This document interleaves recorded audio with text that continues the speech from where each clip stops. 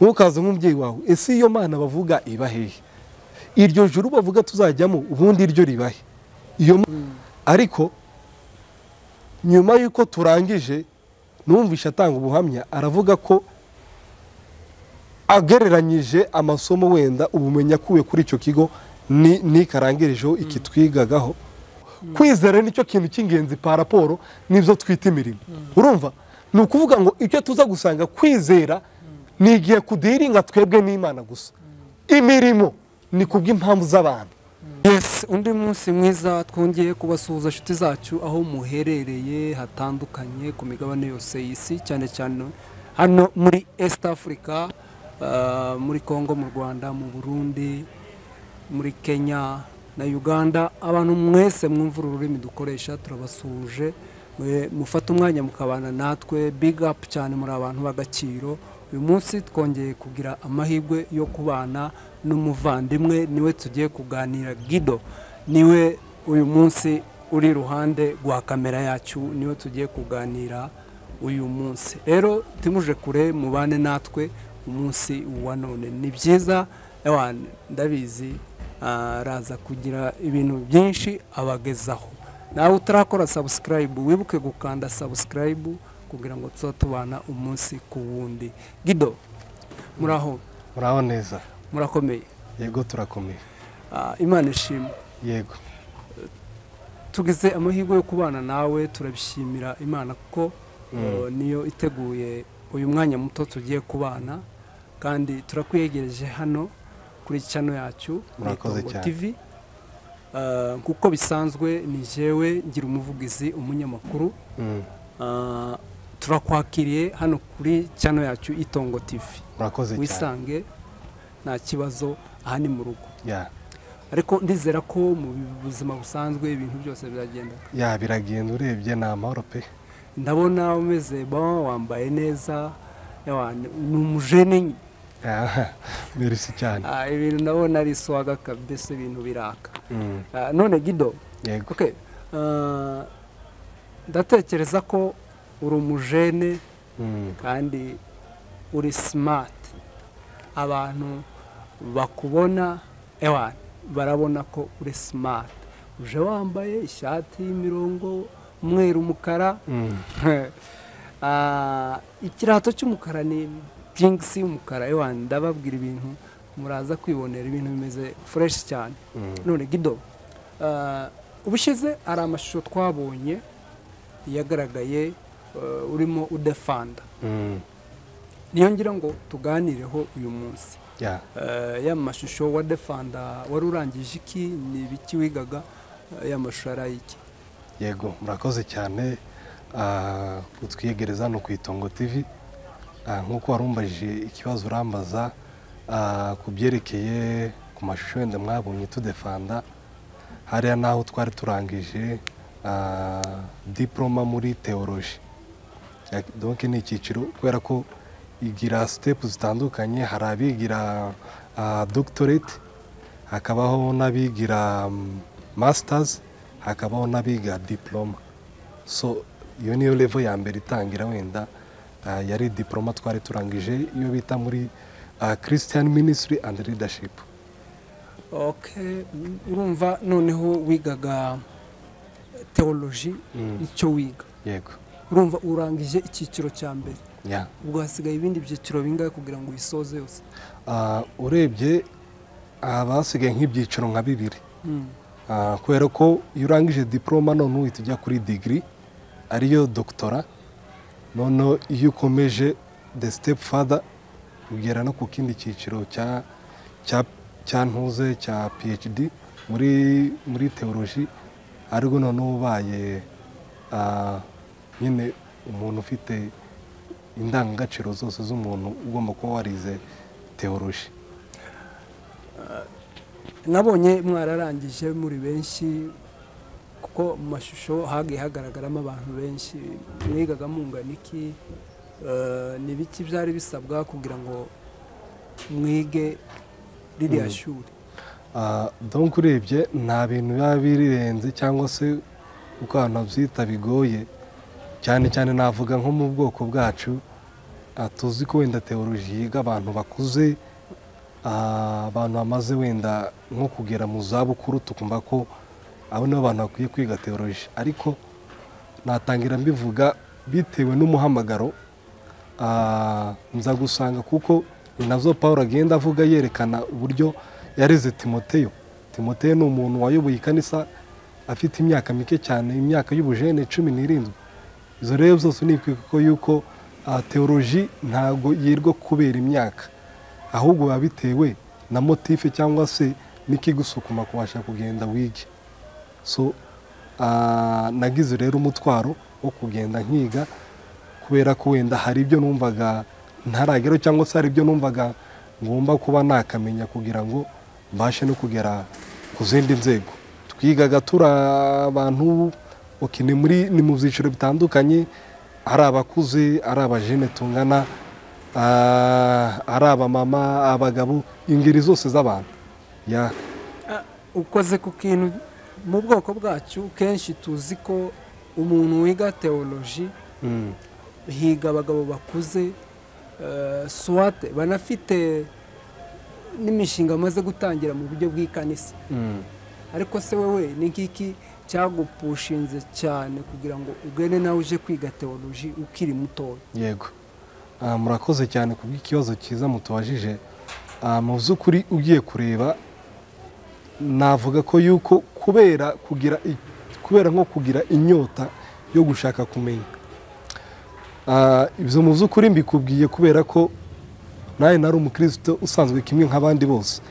Ariko hari igihe uba mu ikanisa nawe ubwawe rimwe na rimwe ukibaza, haba ibyo twigishwa, haba ukuntu nyine biba bikwiye kugenda mu ikanisa. Rimwe na rimwe nawe ukibaza ibibazo personelema, so bikagutera nko kwibaza izo bibazo. Noneho n'igihe nibajije ibyo bibazo bimwe na bimwe, nk'ibazo umuntu wese wundi nawe yagenda yibaza, noneho numva ko yuko mfite ikintu bita emptiness, mfite mbese hari nk'ikintu mbura. Numvaga ko hari ikintu mbura byanga byakunda. So icyo rero cyatumye numva ko hari feeling muri ngiye ko hari ikintu mbura. So nibyo byamaye motivation yo kugira ngo mbashe kujya ku ishuri rya teoloji, kubera ko naje gusanga igihe nahageze kugeza kuri ubu nyine twagraduatinze, ni ukuvuga ngo hari ingaruka nyinshi cyangwa se hari impinduka nyinshi byazanye. Nza gusanga koko igihe narindi mu ikanisa nk'umukristo usanzwe nk'abandi bose, nza gusanga urugero rwo kumenya Imana ruratandukanye. Uko nyizi ubu nyine siko nyizi igihe wenda nari ntarajya kwiga. Suza gusanga rero kwiga ni ikintu cy'ingenzi. Ikintu wumvaga mu ikanisa kenshi bagakoraho, muri wowe ukumva uri empty, bituma cyane ufata umwanzuro wo kuvuga ngo ngiye kwiga Bible nimenye. Ni nk'iki cyane byaje byari byatangiye unganute? Donc ni igihe, icyo gihe hari haciyeho nk'igihe aho nagize icyifuzo muri nge, kubera ko numvaga mbayeho ndasa n'umuntu udafite Imana, ngerageza gushaka iyo Mana nuyigeraho nte cyangwa se nuyimenya ku ruhe rugero, kuko byabasha kumereza mbese nk'ubushobozi bwo kubasha kuyimenya. Noneho ngira iyo nyota muri nge kuvuga ngo shake kumenya iyi Mana twigishwa, iyo twumvishe ba sogokuruza bacu bavuze, iyi Mana nigenda bite. So nagize icyaka rero cyo gushaka kumenya Imana, kubera ko numvaga ko ntayizi, cyangwa se numvaga ko yuko ni nka bino dukura, urareba umwana mutoya yakura aca akenge, rimwe na rimwe ari ibibazo umuntu agenda kuruka agenda akora niko agenda yibaza ibibazo. Noneho uko umwana agenda akura muri za step zo gukura, hari ibibazo ugenda uhura nabyo bitewe n'ikigero uko wawe ugenda ukura wakira ubumenyi. Ni ukuvuga ngo hari iki kibazo twese ndango twakuze tukibaza. Ntukaze nk'umubyeyi wawe, ese iyo Mana bavuga iba hehe? Iryo juru bavuga tuzajyamo ubundi iryo ribahe? Iyo Mana avuga iri he koko ku buryo nayibona nte nayigeraho nte? Urumva? Ibyo rero ni ibibazo ntekereza ko umuntu wese yagiye akura agenda abyibaza sari ugasanga ntabifite ibisubizo noneho ugasanga rero uko ugenda ukura ugenda udevelopa ya nyota yo gushaka kumenya Imana kubera ko izo ni nizo dusanga mu mutima w'umuntu kuriya nta muntu wese waremwe udafite iyo nyota muri we yo gushaka kumenya Imana. Wenda n'umwanditsi ndakeka ni muri Ezekiyeli niba ari ibice 3:10 na kangahe yaravuze aravuga ngo Imana ngo yashize iteka mu mutima w'umuntu ni ukuvuga ngo umuntu wese ubaho agira inyota yo gushaka kumenya Imana niki kugira ngo abashe kuba mu buzima bwo kubasha kuyiramya. Ni ukuvuga ngo aha urashaka ikintu kiri superieur, ikintu mbese gifite imbaraga kumurusha cyangwa se ikintu gifite ubushobozi kumurusha kugira ngo abe mu buzima bwo kukiramya. Ni ukuvuga ngo umuntu wari wese afite iyo nyota yo gushaka kumenya Imana ni iyihe, isibahe, ibintu nk'ibyo. So iyo numvishe ko ari motif rero yo gushaka kubasha kumenya ndetse no gusobanukirwa byinshi byerekeye ku bibazo nagendaga nibaza.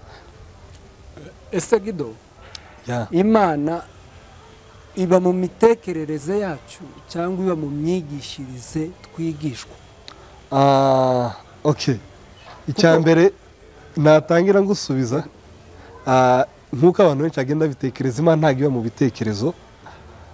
Nkuko nakubwiye nyine ibyo ni ibitekerezo bya umuntu wese yagenda yibaza, ariko izo nivuze aho niho Imana iba, cyangwa se ntago iba mu byiyumviro bya muntu wenda ngo uko utekereza ngo wamumva ko yuko aho ngaho ni Imana uko wenda uko ubitekereza.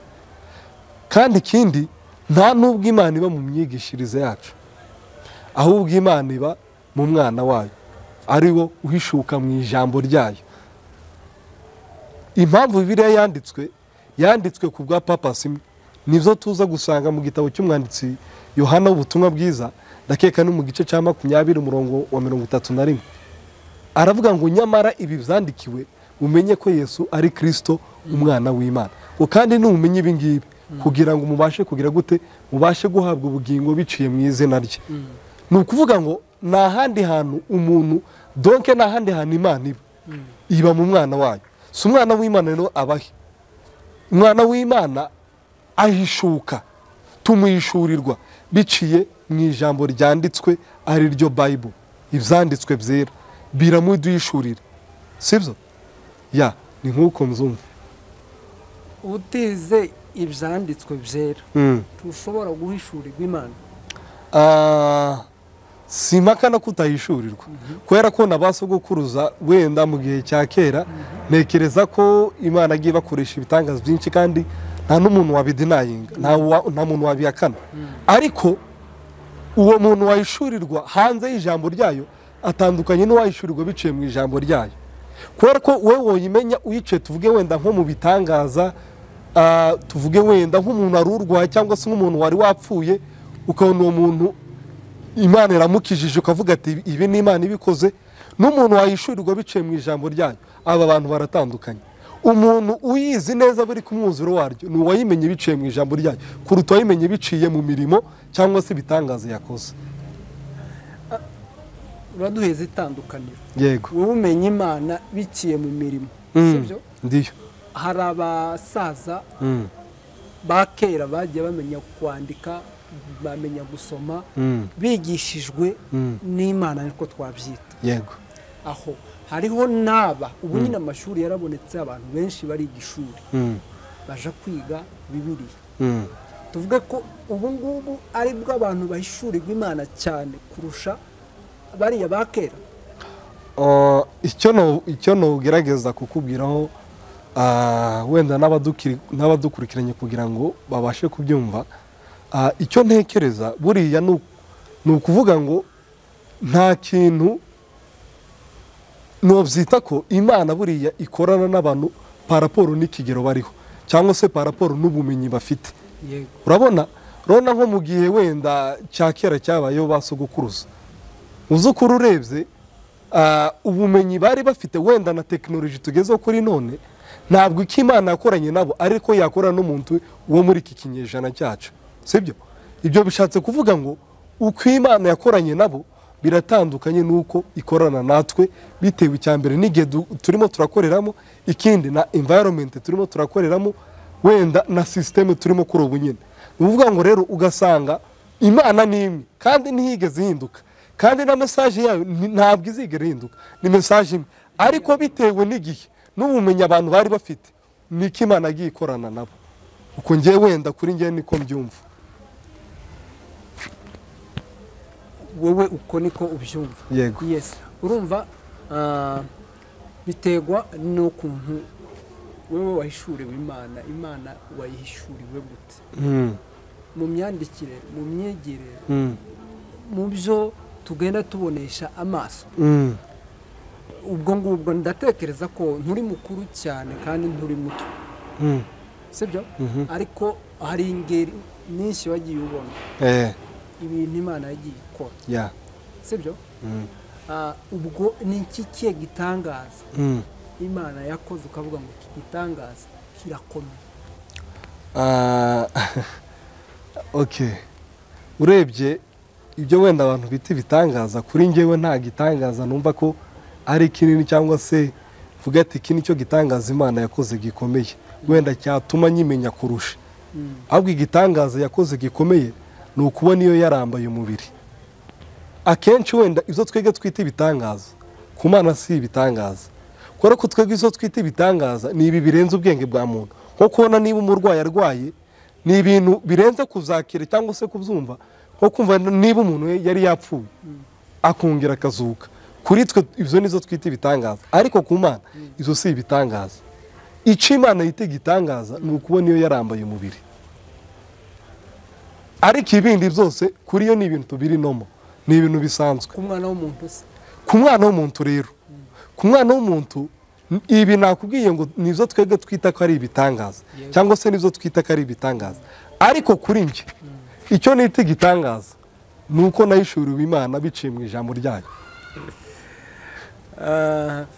Gido, yego, Bible ni nini kandi irimo nabyita ko iri divize par deux.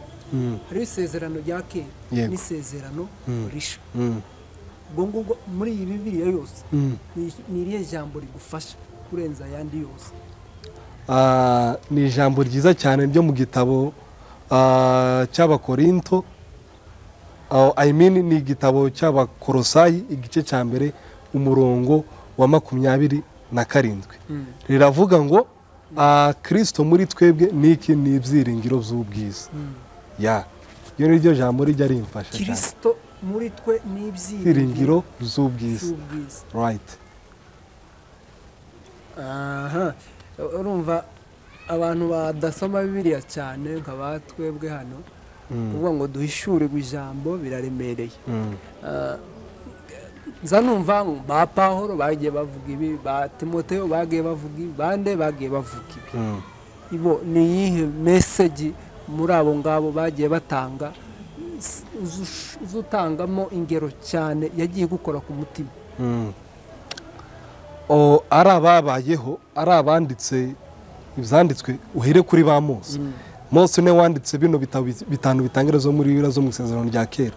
Harimo itangiriro, kuva kubara, Abalewi, gutegeka kwa kabiri, ukamanuka zose ukaza no mu ntumwa bandika bino bitakugeza mu byahishuwe. Donc urabona bose banditse bavuga hejuru ya message imwe. Iyo message imwe ariyo natwe tubwira abantu, nta kindi ni Kristo w'Imana. Ni Imana yayishutse yambaye iki? Umubiri. Uburyo yayishuye agakiza k'umuntu. Donc message ni imwe. Message ni Imana yishutse ije gukorera umurimo inyoko muntu yose. Ibyo ngibyo ari byo twita ngo nagakiza k'umuntu. Nibyo usoma uhereye mu gitabo gitangira cya Bibiliya kugeza mu gitabo cya nyuma gisoza, kivuga hejuru ya message imwe. Nagakiza Imana yazaniye umuntu. Ako gakiza nakaye ni uburyo twanditse kuba abana b'Imana. Right. Ubu ngubu ariko bado ntiwavuze naho wigira ni irihe shuri wigiraho? Okay, ikigo nasorejeho ni ikigo bakita The World Impact Bible Institute, kibarizwa hano Buruburu, kiyobowe na our president Peter Youngren uba muri Canada. Donc ni ikigo gifite amashami atandukanye kiri ahantu henshi za Mombasa, za Eldoret, n'utundi duce za Nyeri. Ya ubu ngubu hafunguyeho n'irindi, ejo bundi duherutse kujya mu giterane cyiwe cyari Meru, so twamaze gukoresha uwo mukutano, hahita hafungurwa irindi shuri of which riri gutangira ejo bundi muri uku kwezi kwa karindwi. Ubwo rero abantu bakeneye kwiga Bible wabashishikariza kuja kwiga kuri icyo kigo urangirijeho? Cyane rwose, kubera ko ni ikigo umuntu wese uhagera, hariho umuclassmate like twiganye yaravuye ku kindi kigo ndetse kinazwi hano muri Kenya, kiri recognized by the government of Kenya. Ariko nyuma yuko turangije numvisha atanga ubuhamya, aravuga ko agereranyije amasomo wenda ubumenyi akuye kuri icyo kigo ni karangirijeho iki twigagaho, avuga ko hari itandukaniro mbese hari difference, hari itandukaniro rinini. Kubera iki? Iri rindi basa naho bigisha ibintu biri histoire, kandi ugiye no kureba buriya izo twita ngo ni theology nyamwinshi bibanda cyane kuri histology, bibanda ku bintu by'amateka, ariko ntibibanda kuri the main purpose. Uri kumva? Nibibanda yani kuri message y'ingenzi ariyo guhishura umwana w'Imana. Rero icyo twebwe bakora hariya kuri kiriya kigo, bagerageza kugwishurira Yesu uhishiye mu byanditswe, uhereye kuva mu itangiriro kugeza mu byayishuwe, kubera ko niho ubundi ubwo nibwo buryohe bwa Bibiliya. Nigo utangiye gusobanukirwa Bibiliya uhereye mu itangiriro kugeza mu byayishuwe. Ariko izindi zose ni ibintu atagenda bibandaho cyane cyangwa se babitindaho cyangwa se babisobanura, uretse wenda icyo kigo wenda twagiye twigiraho nicyo kabisa bagwishurira Imana ukayumva ukayisobanukirwa.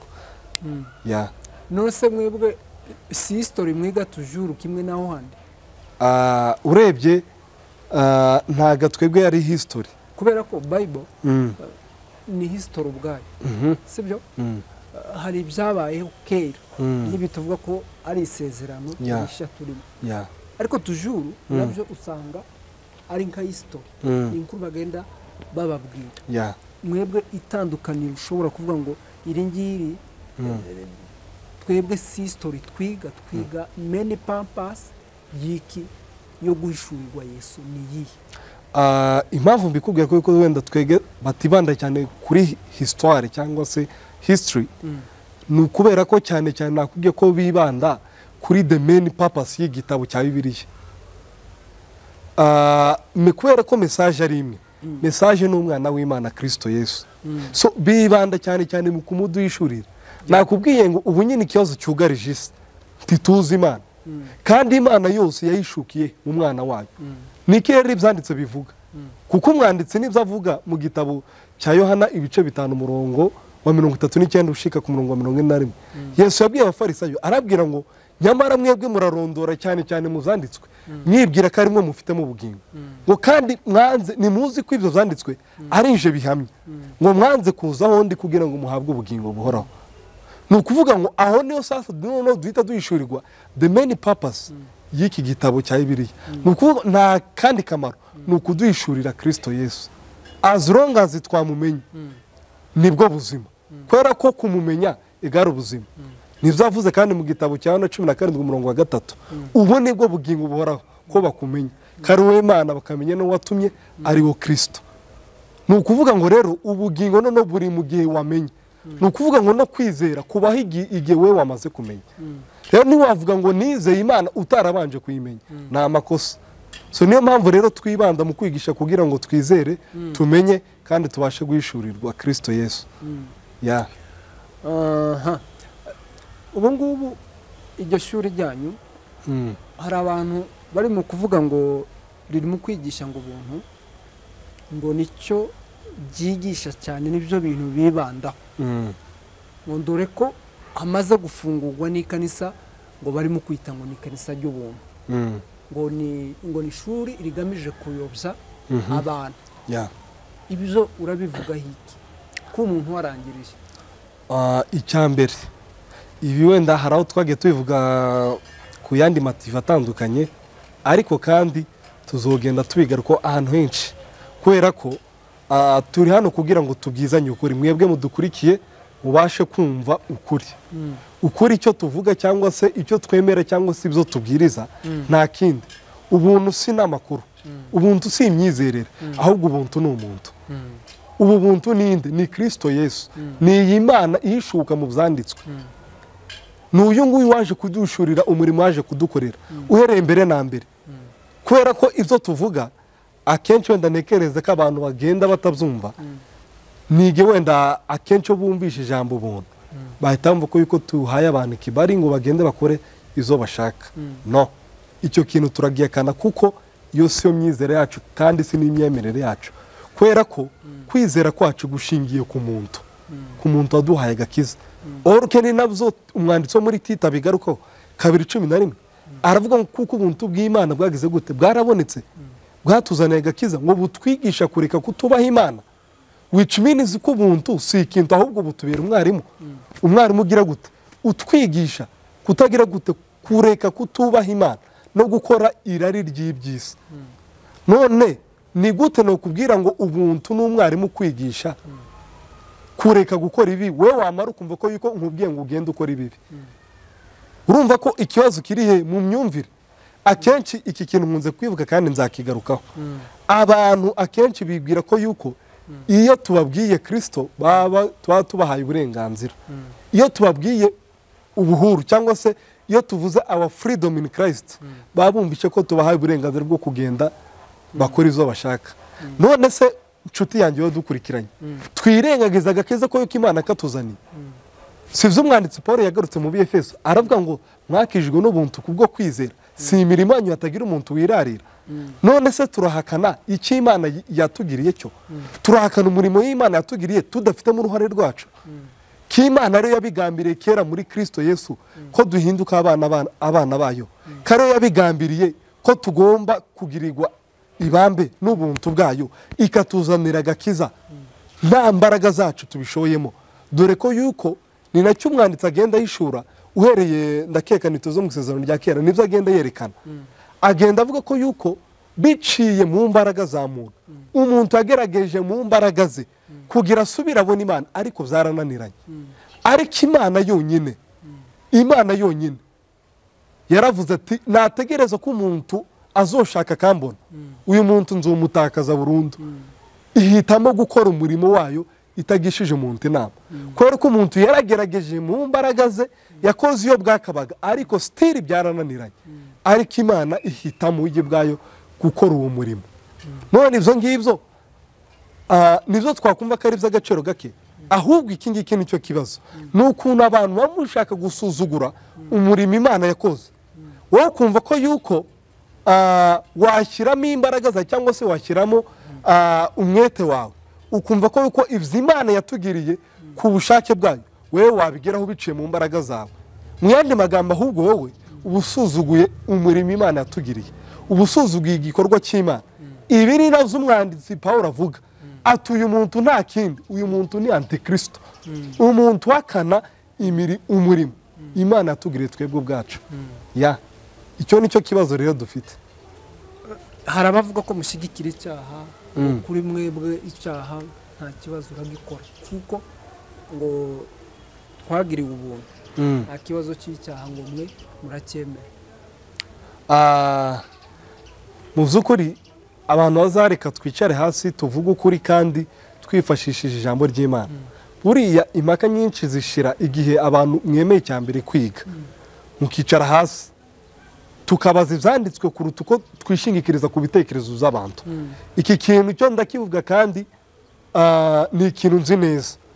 Buriya ubu nyine n'abantu wenda agenda avuga ayo makuru, ni abantu cyane cyane usanga bishingikirije ku bitekerezo by'abandi bantu. Wowe ngubwo ari intumwa runaka ukumva icyo kintu yitaye ku ijambo rye cyane kuruta uko yakwibanze ku ijambo ry'Imana. And then wowe kwibaza, none se kubera iki abantu ubu nyine badahaye agaciro ijambo ry'Imana kuruta uko bahaye agaciro ijambo ry'abantu?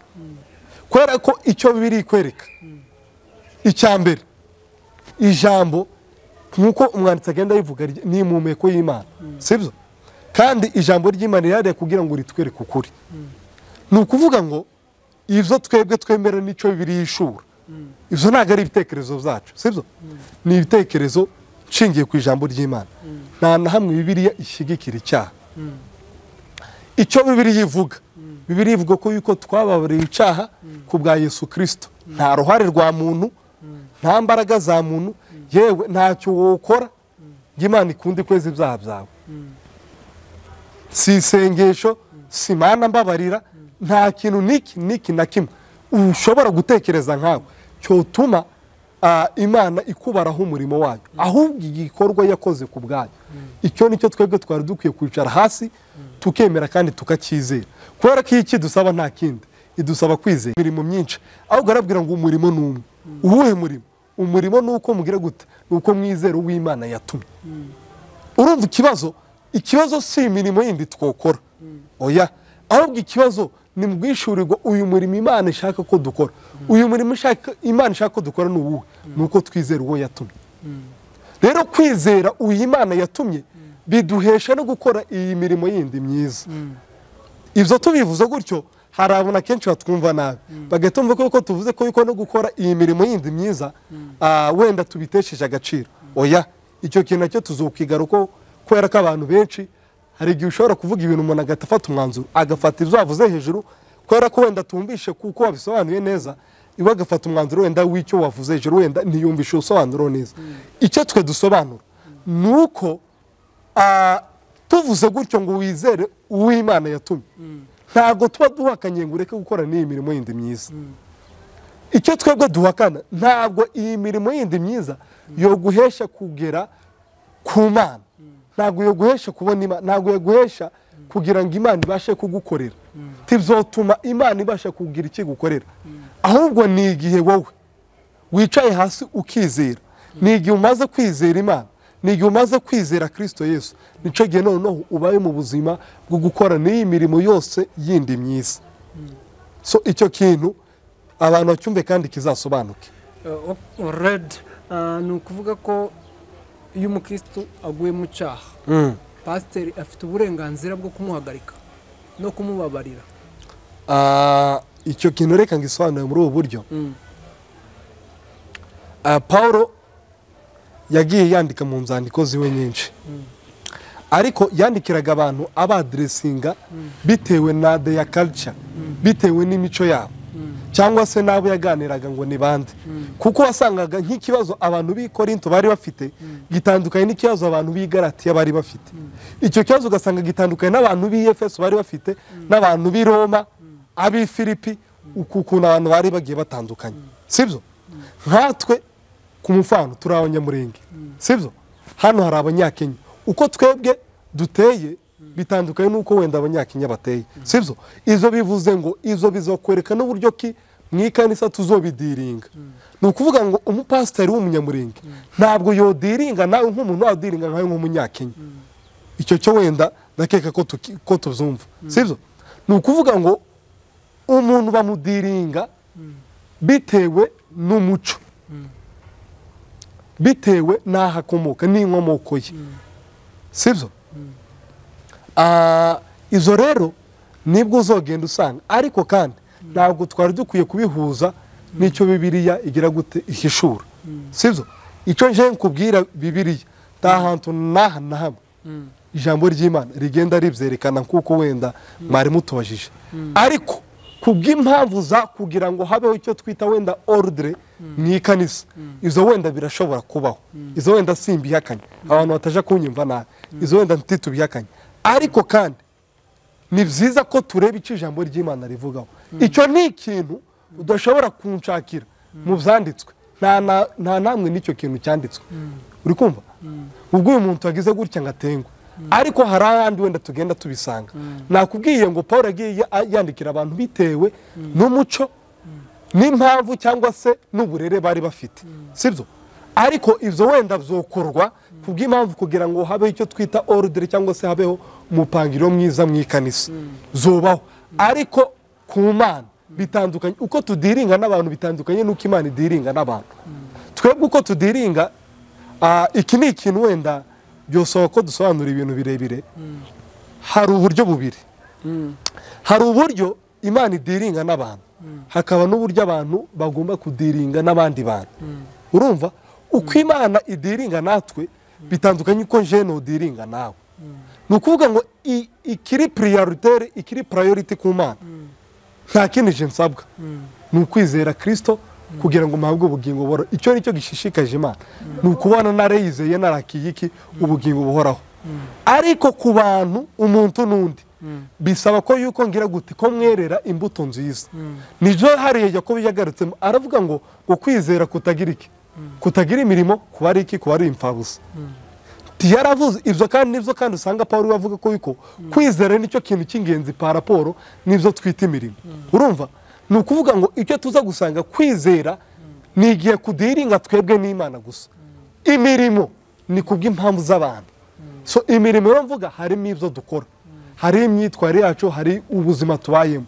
Izo zose ni ibigenda bitwereka uko tugenda tudiringa n'abandi bantu. Sizero nicyo abantu bari bakwiye kwicara hasi bakamenya gutandukanya uko umuntu agomba kudiringa n'undi, nuko umuntu nuko Imana idiringa n'umuntu, kuko icyo nicyo kintu gitandukanye.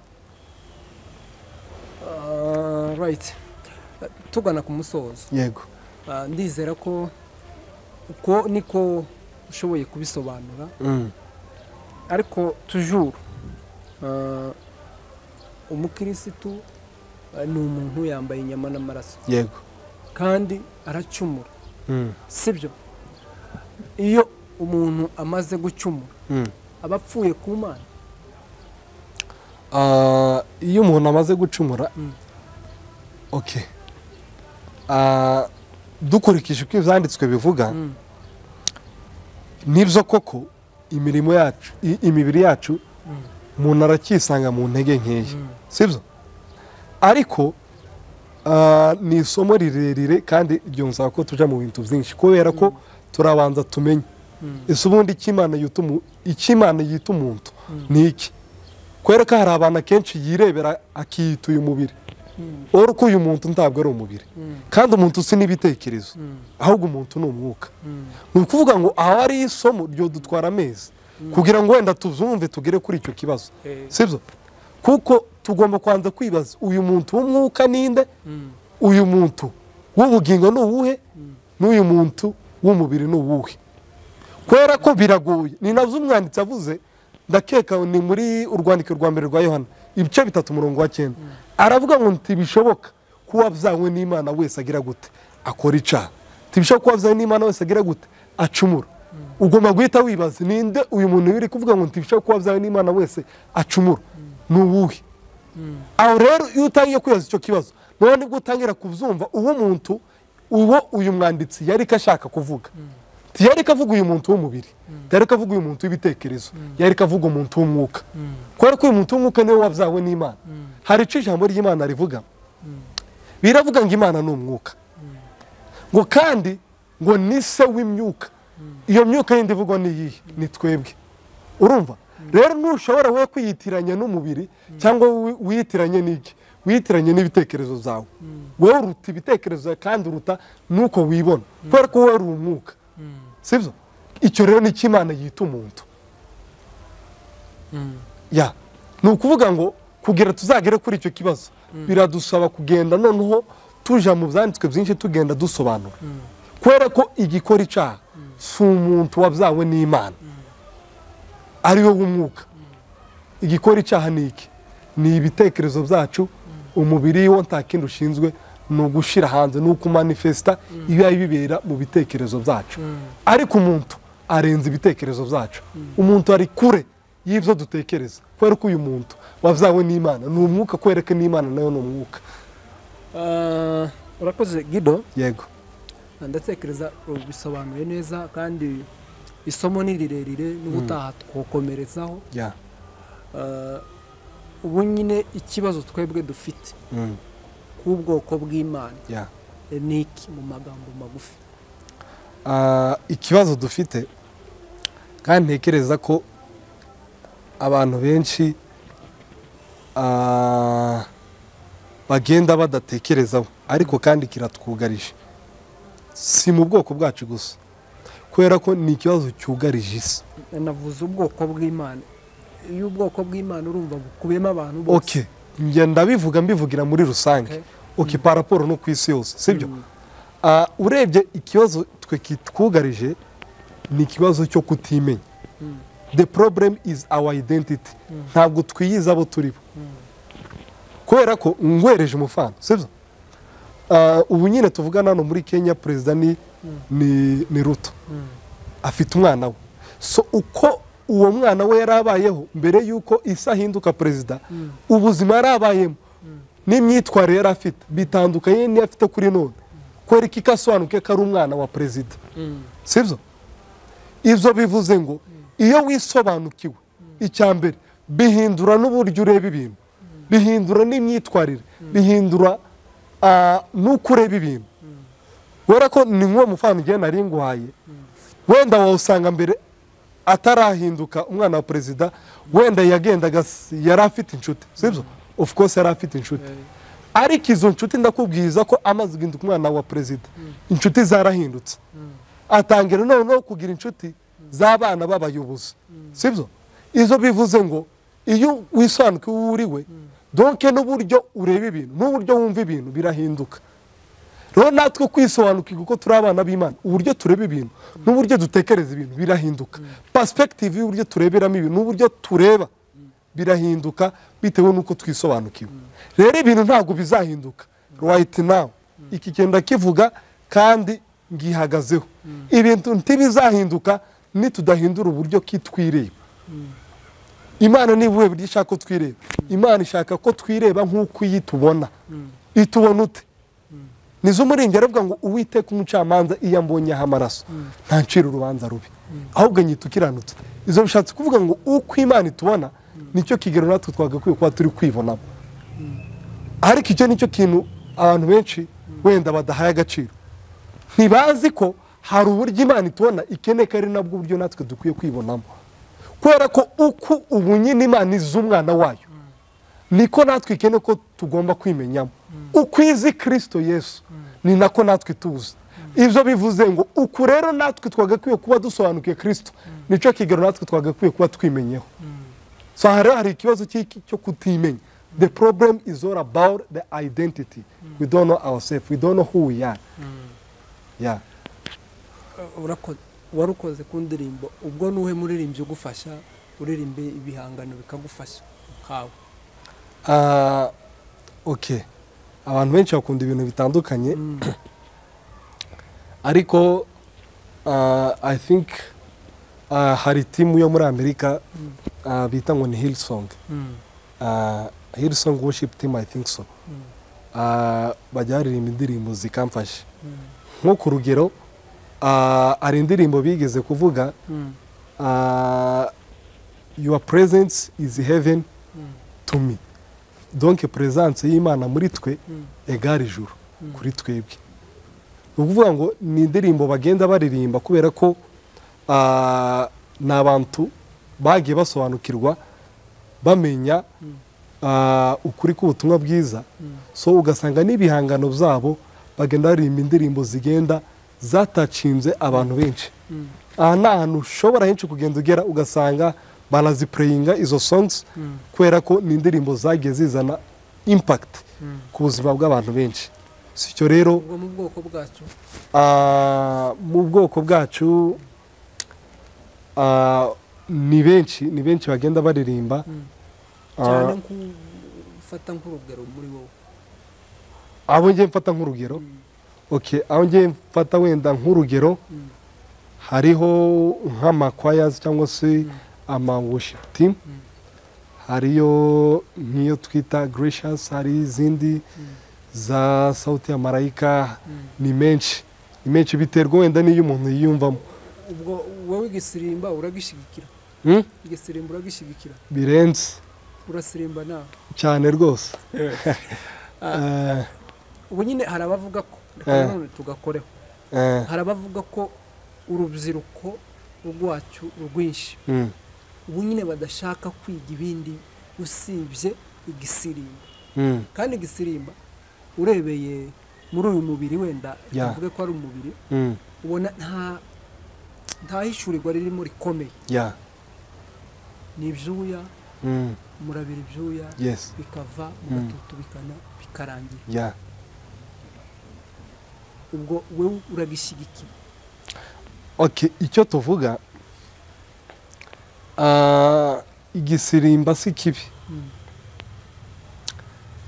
ariko kandi si cyiza kibaye kidashyigikiwe n'uko uzi ijambo ry'Imana buriya ikintu cyose n'ibyo dukora kirashobora guhinduka cyiza wenda bitewe n'uko usobanukiwe cyangwa se n'uko uzi so ntacyo byaba bivuze kuba nicaye ndasobanukiwe icya mbere sinzi Imana wenda sinsobanukiwe narangiza bikaba just nko kugenda hariya tugasirimba niki wabwira ubwo rubyiruko rufite gusa iyo mind yo gusirimba igisirimba gusa ngo niyo icyo nababwira ntago biyekera mu gusirimba kwera ko icyambere gusirimba si umuhamagaro ni okay nogwereza nk'umufano izo wenda nibyo twumvishe bagiye babisobanuraho wenda bavuga uko igisirimba cyagiye kiza mu bwoko bwacu cyari nk'imbyino nk'izindi zose kandi uzarebe cyane iyo umuntu abyina igisirimba agira amarangamutima kandi ugasanga amarangamutima nicyo kimwe n'umuntu uri mu kabari bashyiramo ziriya za rumba urumva izo rero usanga nta tandukaniro pe kubera ko byose at the end bizamura iki amarangamutima ariko icyajyaga kugira agaciro ni uko usirimba ufite icyo uzi ariko ikibazo ni uko usirimba ntacyo uzi so ubwo rero ubumenyi bw'Imana rero nibwo buguhesha sasa rero gutuma icyo ukora ukagikora mu kumenya ukagikora mu gusobanukirwa ari cyo kintu Yesu yagarutseho iki kibazo yakigarutseho mu gitabo cy'umwanditsi Yohana ibice 4 uwawika kuri 20 na kangahe gutyo aravuga ngo nyamara mwebwe musenga ibyo mutazi ariko twebwe icyo dusenga turakizi ni ukuvuga ngo hariho ibyiza byo kuba ukora ikintu nyuma y'uko umaze gusobanukirwa hari ibyiza kufanya jambo kwa kuelewa na kutofanya jambo kwa kutoelewa gukora ikintu usobanukiwe no gukora ikintu utagisobanukiwe biratandukanye si byiza nuko ukora ikintu usobanukiwe right reka dusoze niki wabwira urubyiruko bagenzi bawe bagifite iyo mind badashaka kwiga ikindi wabakangurira kuja kwiga Bible College kugira ngo noneho tugire urubyiruko rwinshi ruhindutse mu mitekerereze kandi rufite n'ubwenge rujijutse uraza kubiheza inama kubazadukurikira urubyiruko ruzadukurikira uraza kubaha inama n'abandi bose bashobora gushaka kwiga Bible uburyo bashobora kuja kwiga Bible baheza address zifatika mu buryo nabo uzagira icyo gitekerezo akazaza mugafatikanya mukiga murakoze cyane kugira ngo wenda ntange ni idea cyangwa se nk'igitekerezo ni inama yego ku rubyiruko mu by'ukuri ni ingenzi buriya ubumenyi ni ingenzi kuruta uko tubitekereza cyane iyo ureba umuntu umubyeyi aho afata umwana ukiri muto akamujyana ku ishuri ngo naje gushaka ubumenyi nuko asobanukiye ko ubwo bumenyi buzomugirira agaciro nta mubyeyi n'uyu n'umwe wanga umwana we iyo yambwiye ngo aje ku ishuri ntabwo amwifurije ikintu kibi kujya ku ishuri ugashaka ubumenyi ni byiza ariko gushaka ubumenyi bwo kumenya Imana iki kandi cyabaye weakness si muri twe gusa ni mu isi yose wayiba fokasinga cyane no kuvuga ngo tujye gushaka ubumenyi bw'isi mugire ubumenyi bw'isi kubera ko buzafasha no mu mibereho hano mu isi mu buzima busanzwe ariko niyo tubwire cyane cyane kwibanda ku gushaka ubumenyi bwo kumenya Imana umenye Imana personally ku giti cyawe nkawe uko tumenya Imana mu ikanisa nakubwiye ngo nabayeho mu ikanisa ariko aho maze gufata umwanzuro wo kugenda nkiga Bibiliya ikigero nde kuri none kiratandu uko nzi Imana uko nyisobanukiwe biratandukanye n'uko wenda nari nsanzwe nyizi kandi nitwe ngo ni umuntu wari mu ikanisa. Urumva rero kaho ikibazo kiri, iyo umuntu atagira umwete wo gushakashaka kumenya Imana, Bibiliya umwanditsi azana bigaruko akavuga ngo nkunda abankunda kandi abanshakana umwete nibo bazagira gute, nibo bazambona. Rero gushaka ubumenyi bwo kumenya Imana si bibi pe, ni byiza, kubera ko nta kintu cyiza nko kuba ufite ubumenyi bw'Imana, kuba usobanukiwe ubumenyi bw'Imana. Icyo umwanditsi akigarutseho aravuga ngo kumenya Imana dore nibwo bwenge, kuva mu byaha niko kujijuka. Ni ukuvuga ngo icyo twebwe abantu twita ubwenge ni ibi bindi wenda ni ubu bwenge bwo mu isi, ariko icyo Imana yita ubwenge ni ukubona usobanukiwe umwana wayo. Rero icyo dushishikariza abantu, uko bashishikaye mu gushakashaka kumenya ubwenge bw'isi, nibashishikare no kugira gute kumenya ubwenge bw'Imana ari bwo Kristo Yesu.